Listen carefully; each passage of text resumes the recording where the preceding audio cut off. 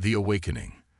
The first sensation Dr. Lyra Chen experienced was cold, a bone-deep, pervasive chill that seemed to radiate from her very core. As consciousness slowly returned, bringing with it a cascade of muffled sounds and blurred images, Lyra struggled to piece together her fragmented memories. The last thing she recalled with clarity was the preparation for her long-term cryo-sleep.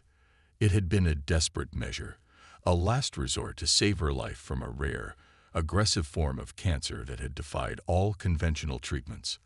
The plan was audacious. Put her into stasis for a decade, giving medical science time to advance enough to cure her condition. As Lyra's eyes fluttered open, adjusting to the harsh clinical light above her, she realized with a start that something was very, very different. The ceiling she stared at wasn't the familiar, reassuring white of the cryo facility on Earth. Instead, it was a metallic gray, crisscrossed with conduits and blinking status lights. A face swam into view, unfamiliar, with features that seemed just slightly off from what Lyra's addled brain expected of human physiognomy.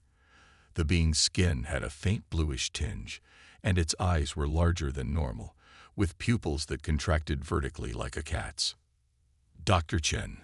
The being spoke, its voice melodious yet clearly synthesized. "Can you understand me?" Lyra tried to respond, but her throat was dry, her vocal cords stiff from disuse. She managed a weak nod instead. "Excellent," the being continued.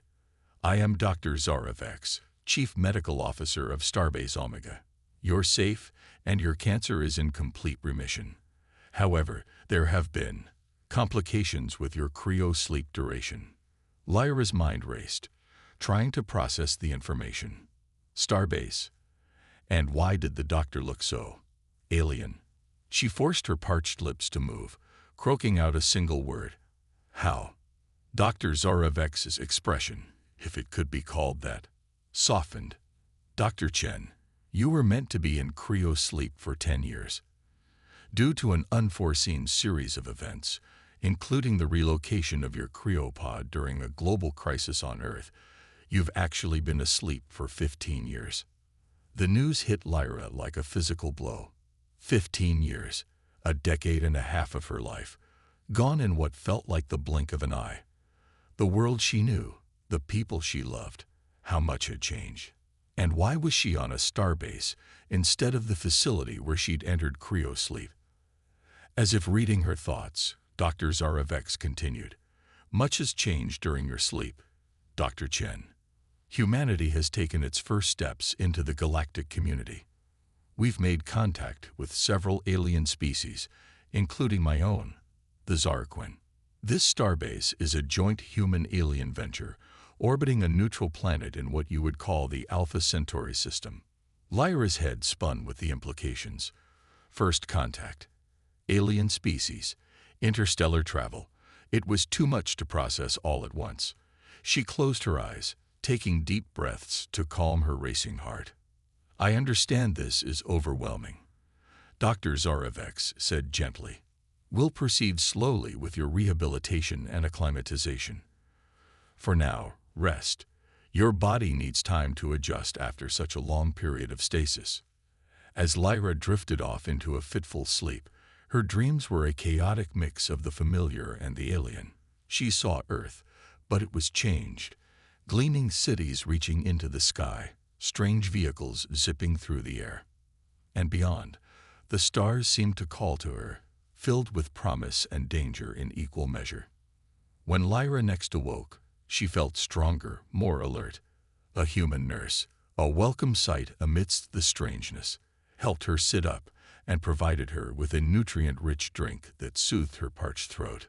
"Dr. Chen," the nurse said with a smile, "there's someone here who's been waiting a long time to see you." Lyra's heart leaped. Could it be? Had someone from her past life, survived the years, waited for her? The door to her room slid open with a soft hiss, and a young woman entered. She looked to be in her early 20s, with features that tugged at Lyra's memory. The woman's eyes filled with tears as she approached the bed. "Aunt Lyra," she said, her voice choked with emotion. "It's me, Ma. Jason's daughter. Lyra stared in disbelief. The last time she had seen May, she had been a toddler, barely able to walk. Now, here she stood, a grown woman. The reality of the time that had passed crashed over Lyra anew. "May," Lyra whispered, reaching out a trembling hand. May took it, squeezing gently. "You're so grown up." May nodded, wiping away tears. "Dad, he never gave up hope. He made sure your cryopod was safe, even during the upheavals. He wanted to be here, but—" She trailed off, and Lyra felt a chill that had nothing to do with the lingering effects of cryo-sleep. "Jason," Lyra said, dreading the answer. "Is he?" May shook her head. "He's alive, but he couldn't make the journey. Interstellar travel is still hard on older humans. He sent me instead, to be here when you woke up, to help you adjust." Relief flooded through Lyra, followed quickly by a wave of questions. "May, what happened? Why am I here, instead of on Earth? And all of this?" She gestured vaguely, encompassing the alien technology surrounding them. "How?" May settled into a chair beside the bed, still holding Lyra's hand. "It's a long story, Aunt Lyra. About a year after you went into cryo-sleep, we detected an anomaly at the edge of our solar system. At first, we thought it was a new comet or asteroid, but as it got closer, we realized it was a ship. An alien ship." Lyra listened, captivated, as May recounted humanity's first contact with an alien species called the Orcs. The Orcs were peaceful explorers, and their arrival had catapulted human technology forward by decades. With their help, humanity had quickly developed faster-than-light travel, unlocking the stars. But it wasn't all smooth sailing, May continued, her expression growing serious. "Some people on Earth, they didn't react well to the news that we weren't alone in the universe. There were riots, attempts to destroy alien technology. During one of these upheavals, the facility where you were being kept was attacked." Lyra gasped, unconsciously squeezing May's hand tighter. "Dad managed to get your cryopod to safety," May assured her quickly. "But it was clear that Earth wasn't safe for you anymore. The Orcs offered to take you to one of their medical facilities, where they were confident they could cure your cancer. Dad agreed, but the journey took longer than expected. By the time we arrived, human and alien scientists had already found a cure, but you were so deep in cryo-sleep that waking you immediately could have been dangerous." Lyra's mind reeled with the information. The world, no, the universe, had changed so much while she slept. First contact, faster-than-light travel, riots on Earth, and now here she was, on an alien starbase, cured of a disease that had once been her death sentence. "And now?" Lyra asked, her voice stronger. "What happens now?" May smiled, a mix of excitement and apprehension in her eyes. "Now, Aunt Lyra, you have a choice. You can return to Earth if you want. It's settled down now, and there's a place for you there. Or," she paused, glancing around the room, "or you can stay here, on Starbase Omega. Your expertise in xenobiology is still cutting edge, even after 15 years. The joint human-alien science team here would love to have you, if you're interested." Lyra leaned back against her pillows, overwhelmed by the possibilities stretching out before her. 15 years ago, she had gone to sleep expecting to wake up to a world only slightly changed, hoping for a cure that would give her a few more precious years of life. Instead, she had awakened to a future beyond her wildest dreams, with the entire galaxy open to her. As she gazed out the window of her room, seeing for the first time the star-studded blackness of space and the curved edge of an alien world below, Dr. Lyra Chen made her decision. The universe awaited, and she had a lot of catching up to do. Changed universe. The following weeks were a whirlwind of information and adaptation for Dr. Lyra Chen. She had made the decision to stay on Starbase Omega, driven by an insatiable curiosity about the new universe she had awakened to and a desire to contribute her expertise to the joint human-alien scientific endeavors. Lyra's days were filled with briefings, medical checkups, and intensive learning sessions. The more she learned about the changes that had occurred during her 15-year sleep, the more she realized how profoundly the world, and humanity's place in it, had shifted. One morning, as Lyra sat in the starbase's expansive observation dome, sipping a beverage that tasted almost, but not quite, like coffee, her niece May joined her. The young woman had become Lyra's anchor in this new reality, a living link to her past and a guide to her future. "How are you holding up, Aunt Lyra?" May asked, settling into a chair beside her. Lyra gestured to the datapad in her lap, crammed with information about recent scientific advancements. "It's overwhelming. Exciting, but overwhelming. I feel like I'm trying to drink from a fire hose of knowledge." May nodded sympathetically. "I can only imagine. Is there anything specific you'd like to discuss? Sometimes talking it through can help." Lyra considered for a moment, her gaze drifting to the alien world visible through the dome's transparent material. "Tell me more about how humanity has changed. Not just the technology, but us. How we think, how we see ourselves in this new galactic context." May's expression turned thoughtful. "That's a big question, Aunt Lyra. I'd say the biggest change is in our perspective. Before the Orcs arrived, we thought we were alone in the universe. We were focused on our own planet, our own problems. Now," she gestured to the star-filled vista before them, "now we know we're part of something so much bigger." Lyra nodded, encouraging her to continue. "At first, there was fear," May went on. "You know about the riots, the attempts to reject alien influence. But as we learned more about the other species out there, as we began to work alongside them, something changed. We started to see ourselves not just as humans, but as part of a galactic community." "And how has that affected daily life on Earth?" Lyra asked, trying to picture the home she had left behind. May smiled. "In ways both big and small. Alien cuisine is all the rage now. There's a Zarquin restaurant down the street from Dad's place that he swears makes the best spice-roasted draka you've ever tasted. Not that you'd know what draka is yet," she added with a chuckle. "Children learn about alien cultures in school alongside human history. We've had to rewrite our textbooks, our understanding of physics, even our philosophies. It's been challenging, but also incredibly enriching."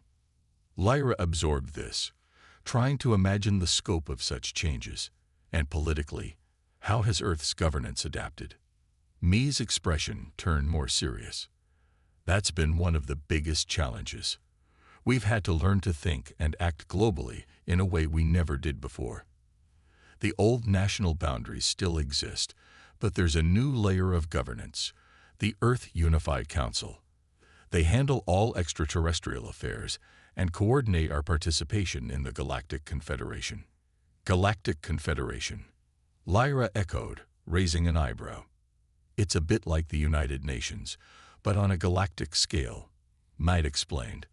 "Representatives from all known spacefaring species meet to discuss trade, scientific cooperation, laws that affect multiple worlds, that sort of thing. Humanity's still finding its footing there, but we're making progress." Lyra shook her head in wonder. "It's almost hard to believe. When I went into Cryo-Sleep, our biggest concerns were climate change and political tensions between nations. Now we're worried about galactic trade agreements and interspecies cultural exchange." "Oh, we still worry about climate change," May said with a wry smile. "But now we have access to advanced alien technologies that are helping us address it. And those old political tensions, they didn't disappear, but they've been put into perspective, I guess you could say. It's harder to fight over borders when you're working together to represent humanity on a galactic stage." As if on cue, a group of aliens walked past their seating area. Two Zarquin-like Dr. Zara Vex, and another species Lyra didn't recognize, with iridescent scales and 4 arms. The aliens nodded politely as they passed, and Lyra found herself automatically returning the gesture. "I'm still getting used to that," Lyra admitted once the aliens were out of earshot, seeing non-human intelligent life, just going about their day. It's simultaneously extraordinary and mundane. May laughed. Wait until you attend your first interspecies scientific conference. It's like the most amazing sci-fi convention you've ever seen, except everyone's discussing real breakthrough research. Lyra's eyes lit up at the thought. Her scientific curiosity piqued. Speaking of research, I've been reviewing some of the papers on xenobiology that have been published since I've been asleep. The advancements are incredible, but I can already see areas where my expertise could contribute. That's great, Aunt Lyra. May exclaimed. The science team here will be thrilled. They've been looking forward to working with you. Lyra nodded, but a shadow passed over her face. It's just, I can't help feeling behind. 15 years is a long time in any scientific field, let alone one that's expanded to include multiple alien species. May reached out, placing a comforting hand on Lyra's arm. Don't sell yourself short. Your fundamental knowledge is still invaluable. And your unique perspective, someone who remembers the before time, but is experiencing the after, that's priceless. You bridge two eras of human history. Lyra considered this, feeling a renewed sense of purpose. You're right. I may have a lot to learn, but I also have a lot to offer. She straightened in her chair, a determined glint in her eye. So tell me more about this Galactic Confederation. If I'm going to be contributing to interspecies scientific research, I should understand the political landscape. As Mai launched into an explanation of the intricacies of galactic politics, Lyra found her mind racing with possibilities. The universe had changed dramatically while she slept, but so had she. She was no longer just Dr. Lyra Chen, xenobiologist from Earth. She was now a living bridge between humanity's past and its interstellar future. The challenges ahead were daunting, but as Lyra gazed out at the star-filled expanse before her, she felt a surge of excitement.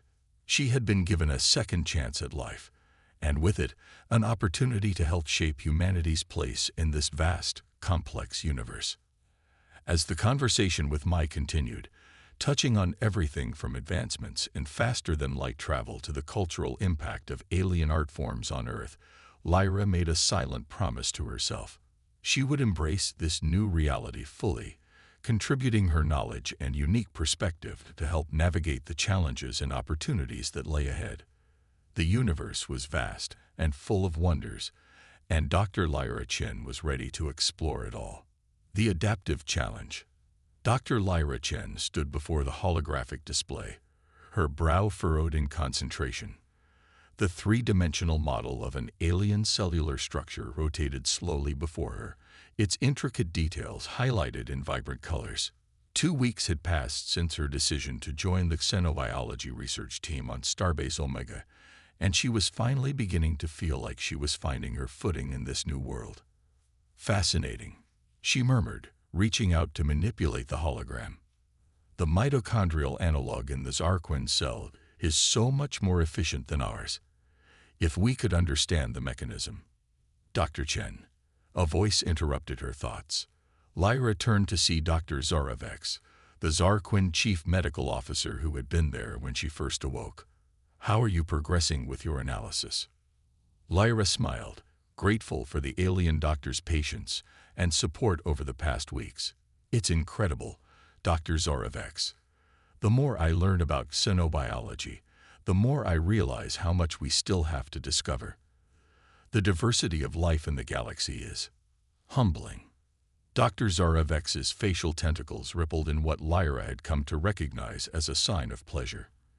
Your enthusiasm is refreshing, Dr. Chen. Many of our human colleagues take much longer to adapt to working with alien physiology. Lyra's smile faltered slightly. To be honest, it's not always easy. Sometimes I feel like I'm playing catch-up, trying to absorb 15 years of scientific advancements alongside learning about entirely new species. The Zarquin doctor nodded understandingly. Adaptation is rarely a smooth process, Dr. Chen. But from what I've observed, you're making remarkable progress.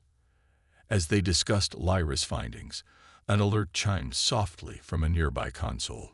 Dr. Zaravex moved to check it, her expression growing concerned as she read the message. "Is everything all right?" Lyra asked, noticing the change in her colleague's demeanor. Dr. Zaravex hesitated before responding. "We've received a distress signal from a human colony on Novus Prime. They're reporting an outbreak of an unknown illness.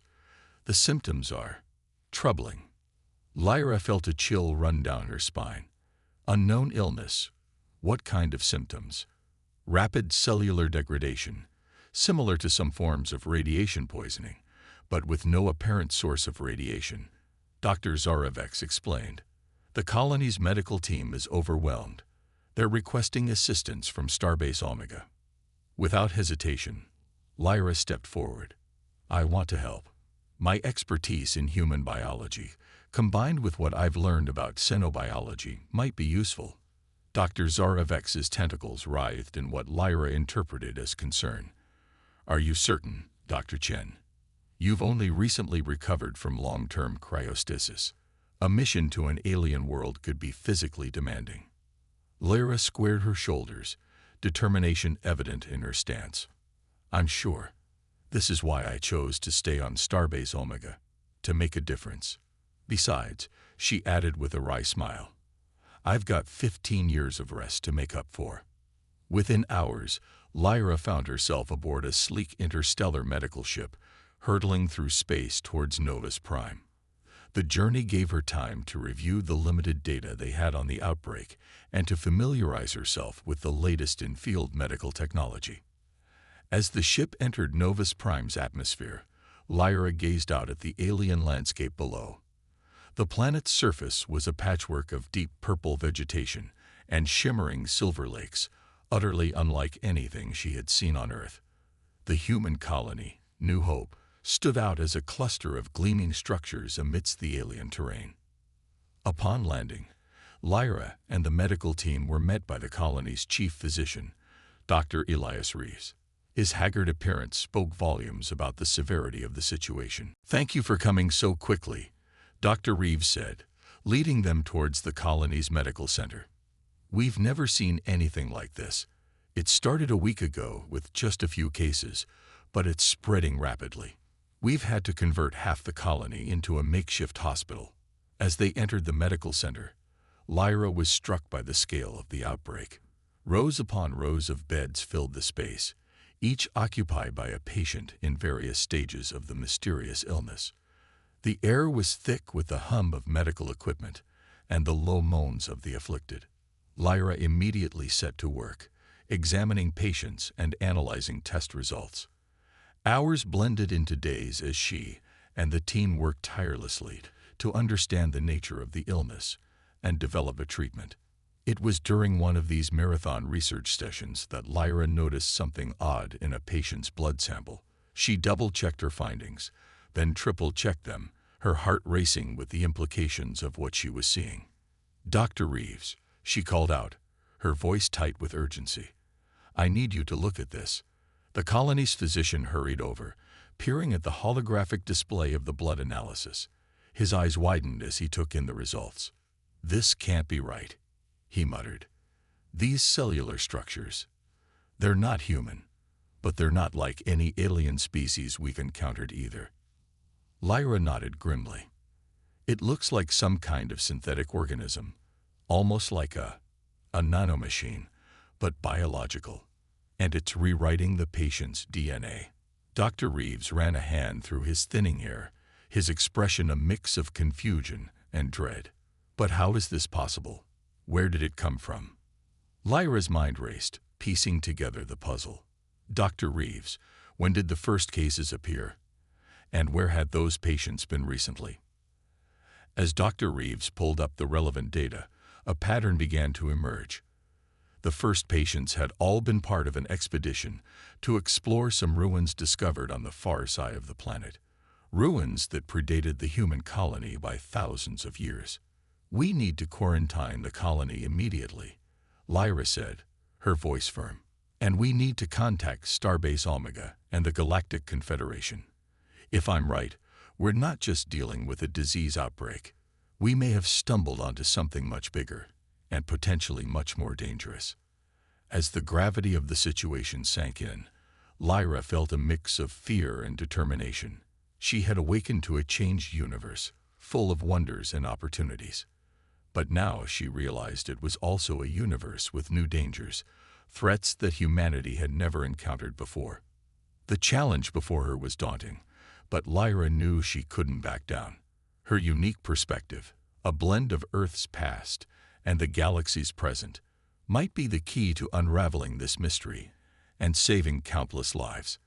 As she and Dr. Reeves began planning their next steps, Lyra couldn't help but think of the irony. She had gone into cryo-sleep to save her own life. Now, newly awakened, she found herself fighting to save the lives of an entire colony, and perhaps much more. The adaptive challenge she faced was no longer just about adjusting to a new era.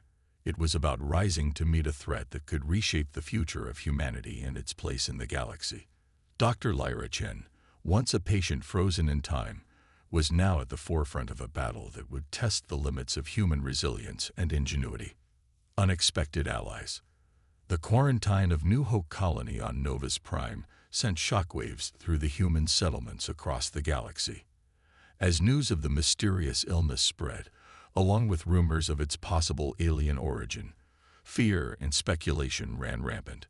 Dr. Lyra Chen found herself at the center of a storm, working tirelessly to unravel the mystery of the synthetic organisms, while also trying to develop a treatment for the afflicted colonists. 2 days after the quarantine was implemented, Lyra stood in the makeshift command center, surrounded by holographic displays showing the latest test results and simulations. Despite their best efforts, they were making frustratingly slow progress. The synthetic organisms seemed to adapt to every treatment they tried, evolving faster than they could develop countermeasures. "Dr. Chen," a voice called. Lyra turned to see her niece, Mei, entering the room. The young woman had insisted on joining the mission to Novus Prime, her expertise in xenoanthropology proving unexpectedly valuable. "Mei, what is it?" Lyra asked, noting the excitement in her niece's eyes. "I think I found something," Mei said, activating one of the holographic displays. "I've been analyzing the data from the ruins where the first infected patients visited. Look at this." The display showed a series of intricate symbols etched into what appeared to be ancient stone walls. Lyra frowned, trying to make sense of the alien script. As they returned to their work, Lyra felt a renewed sense of hope and purpose. The challenge before them was immense, but in this unexpected alliance, a human from the past and an alien from across the galaxy, she sensed the potential for something extraordinary. Together, they delved deeper into the mystery of the synthetic organisms, decoding more of the precursor language code and slowly unraveling the purpose behind the ancient experiment. With each discovery, they moved closer to a solution and to a deeper understanding of life itself. As the days passed, Lyra realized that her awakening from cryo-sleep had led her not just to a new era of human history, but to the threshold of a new chapter in galactic understanding. The universe, it seemed, had plans for Dr. Lyra Chen that went far beyond anything she could have imagined when she first closed her eyes 15 years ago. The crisis on Novus Prime was far from over, but with her newfound ally and her growing understanding of the cosmic tapestry they were all part of, Lyra felt ready to face whatever challenges lay ahead. The adaptive journey she had begun upon waking had led her to this moment, poised on the brink of discoveries that could change the course of history for humans and aliens alike. Humanity's stand. The research facility on Novus Prime hummed with activity as Dr. Lyra Chen and her unlikely partner, the Lumian scientist Zinnexa, raced against time. Weeks had passed since the outbreak began, and while they had made significant progress in understanding the nature of the precursor synthetic organisms, a cure still eluded them. Lyra stood before a holographic display, her eyes bloodshot from lack of sleep, but burning with determination. The display showed a complex molecular structure, their latest attempt at a countermeasure to the synthetic organisms. "It's close," Lyra muttered, more to herself than to anyone else. "We're so close I can feel it." Xin-Xa glided up beside her, the alien's luminescent skin pulsing with what Lyra had learned to recognize as excitement. "Indeed, Dr. Chen, the elegance of this solution, it echoes the precursor philosophy of balance and transformation." Over the past weeks, Lyra had immersed herself in learning the Lumian approach to science, a blend of empirical observation and intuitive leaps that still sometimes left her head spinning. But she couldn't deny the results. Their collaborative approach had yielded insights that neither of them could have achieved alone. "Aunt Lyra." May's voice cut through her thoughts. Her niece rushed into the lab, clutching a datapad. "We've got a problem. Big problem." Lyra's heart sank as she read the report Mai handed her. The synthetic organisms had mutated again, adapting to overcome the quarantine measures. Worse, there were reports of similar outbreaks beginning on 2 other human colony worlds. "It's spreading," Lyra said, her voice tight with concern. "If we don't find a solution soon, the consequences could be catastrophic." Xin-Xa finished, the alien's usually melodious voice tinged with worry. "Not just for humanity, but for all spacefaring species." As the gravity of the situation sank in, an alert chimed from the main communication console. Dr. Elias Reeves answered it, his face growing pale as he listened to the transmission. "It's the Earth Unify Council," he announced, turning to face the team. They're considering implementing the Omega Protocol." A hush fell over the lab.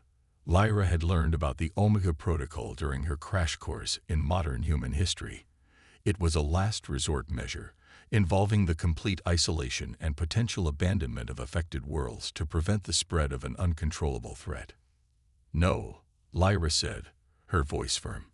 "We can't let that happen. We're too close to a breakthrough." Xin-Xa's large eyes blinked rapidly, a sign of intense thought. "Dr. Chen, I believe I have an idea. It is unorthodox and potentially dangerous, but it may be our only option." As Xin-Xa outlined the plan, Lyra felt a mix of hope and trepidation. The Lumian scientists proposed using their own bioengineered microorganisms, infused with elements of the precursor language code they had deciphered, to communicate directly with the synthetic organisms. The goal was not to destroy them, but to reprogram them, to shift their purpose from destruction to symbiosis. "It's brilliant," Lyra breathed, "but also incredibly risky if we get it wrong." "The results could be catastrophic," Xin-Xa acknowledged, "but I believe it is a risk we must take." The next hours were a blur of feverish activity as they prepared for the attempt. Lyra found herself working seamlessly with Xin-Xa, their minds in sync as they made final adjustments to their bioengineered messengers. As they worked, Lyra couldn't help but reflect on the strange journey that had brought her to this moment. She had gone to sleep in a world where humanity thought itself alone in the universe, waking to find herself at the forefront of an interstellar crisis, working side by side with an alien scientist to save not just humanity, but potentially all known sentient life. Finally, everything was ready. The entire team gathered in the main lab, tension thick in the air as Lyra and Xin-Xa prepared to release their creation. "Whatever happens," Lyra said, looking around at the faces of her human colleagues and her alien partner, "I want you all to know that it has been an honor to work with you. We stand here not just as representatives of our own species, but as citizens of a greater galactic community." With a nod from Xin-Xa, Lyra activated the release mechanism. A fine mist of their bioengineered organisms spread through the air, quickly dispersing to interact with the synthetic precursor creations that had caused so much suffering. For several agonizing minutes, nothing seemed to happen. Then suddenly, the readings on their instruments began to change. The synthetic organisms were responding, their very molecular structure shifting and adapting. "It's working," Mai whispered, her eyes wide as she watched the data stream in. They're integrating." Over the next hours, then days, they watched in awe as the crisis they had feared would doom worlds instead became a transformation. The synthetic organisms, reprogrammed by Lyra and Xenix's creation, began to work in harmony with the biology of the infected humans. Instead of causing cellular degradation, they were now enhancing cellular repair, boosting immune responses, even potentially extending lifespans. As news of their success spread, the mood on Novus Prime shifted from fear to cautious celebration. The Earth Unified Council rescinded the Omega Protocol, instead fast-tracking resources to study and distribute the new symbiotic organisms under careful control. Weeks later, as the last of the patients were discharged from the colony's medical center, Lyra stood with Xenexa in the observation dome, gazing out at the alien landscape of Novus Prime. "We did it," Lyra said, still somewhat in awe of what they had accomplished. Xenex's skin pulsed with warm colors. "Indeed, Dr. Chen. But I suspect this is only the beginning. The precursors left many mysteries scattered across the galaxy. Who knows what other discoveries await us?" Lyra nodded, a smile playing on her lips. "You know, when I went into Cryo-Sleep, I thought I was just buying time, hoping for a cure for my own illness. I never imagined I'd wake up to all of this. The universe has a way of surprising us," Xenexa said. "Your unique journey, from your past to our shared present, gave you the perspective needed to bridge our understanding and find a solution. You have not only adapted to this new reality, Dr. Chen, you have helped shape it." As they stood there, human and alien united in shared accomplishment and the promise of future discoveries, Lyra felt a profound sense of purpose. Her unexpected awakening had led her to this moment, standing at the threshold of a new era of galactic cooperation and scientific advancement. The challenges ahead were many, but as Dr. Lyra Chen gazed out at the stars, she knew that humanity's stand against this crisis was just the beginning. With allies like Xenexa and the knowledge they had gained, they were ready to face whatever the vast, mysterious universe had in store. Her journey of adaptation had transformed into a journey of exploration, not just of the cosmos, but of the very nature of life itself. And as the twin suns of Novus Prime set on the horizon, Lyra knew that the greatest adventures, for her, for humanity, and for all sentient life in the galaxy, were just beginning.